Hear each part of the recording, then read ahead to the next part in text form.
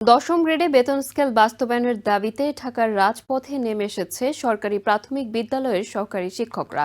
শুক্রবার কেন্দ্রীয় শহীদ মিনারে সমাবেশ করেন এসব শিক্ষকরা। পরে প্রধান উপদেষ্টার বাসভবনের দিকে মিছিল নিয়ে যাওয়ার সময় শাহবাগ মোড়ে পুলিশের বাধার মুখে পড়েন। তখন রাস্তা অবরোধ করে শান্তিপূর্ণ অবস্থান নেন প্রাইমারি শিক্ষকরা। এ সময় দাবি আদায় না হলে কঠোর আন্দোলনের হুঁশিয়ারি দেন তারা।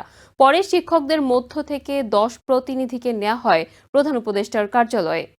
শুক্রবার সকালে দশম গ্রেডে বেতন স্কেল বাস্তবায়নের দাবিতে দেশের বিভিন্ন প্রান্ত থেকে কেন্দ্রীয় শহীদ মিনার প্রাঙ্গণে জড়ো হতে থাকেন সরকারি প্রাথমিক বিদ্যালয়ের সহকারী শিক্ষকরা।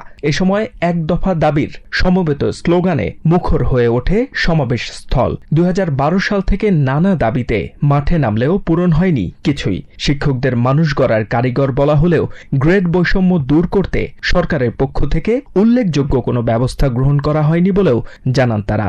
শিক্ষকদের এই দাবির সঙ্গে একাত্মতা জানায় বিভিন্ন রাজনৈতিক দলের নেতারা। তাদের মতে শিক্ষকদের যৌক্তিক দাবি বিবেচনায় রেখে গ্রেড বৈষম্য দূর করা উচিত। শিক্ষকরা যে বেতন পান তা দিয়ে সমাজে মানসম্মতভাবে চলা যায় না বলে উল্লেখ করেন গণ অধিকার পরিষদের সভাপতি নুরুল হক নূর।